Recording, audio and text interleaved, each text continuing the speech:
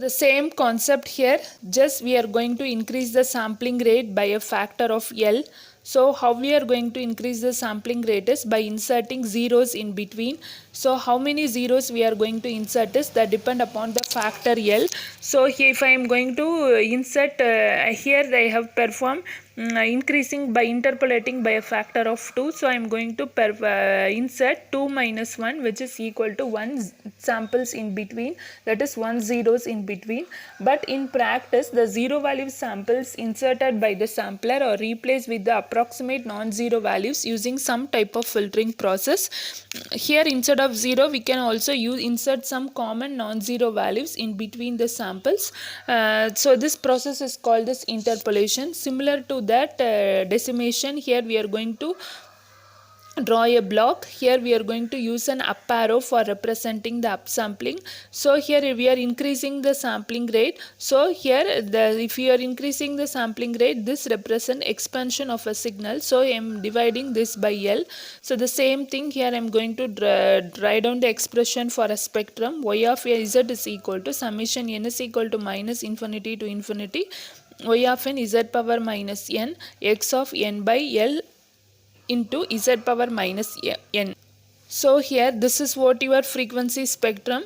So y of e power j omega, so x of e power j omega. So here inserting samples leaves, what it happen is when you insert sample, that much of replica of that particular spectrum will get repeated. Here consider I am inserting, I am performing upsampling by a factor of 2, which means I am going to insert 2 zeros. So what happen is this is what your actual spectrum. So this spectrum is repeated twice. So this is known as an image. So this is known as an image of this original spectrum.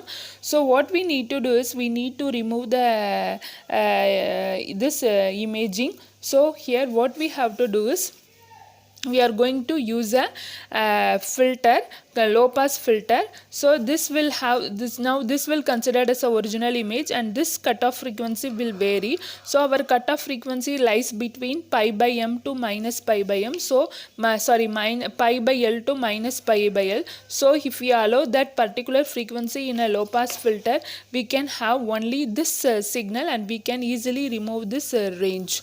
Okay, so by using a low pass filter with the cutoff frequency of omega c is equal to pi by L, we can remove the images, and this type is known as anti-imaging filter, and the complete process of this upsampling and filtering is known as interpolation.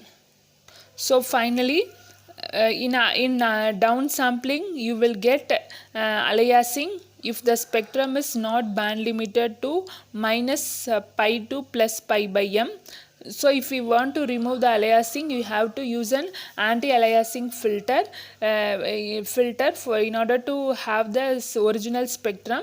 In upsampling, so because we are inserting zeros samples, so which leads to that images of that particular spectrum. Suppose if we are having 4 and we are inserting 4 minus 1 zeros, which is 3 zeros, so you will have 3 images.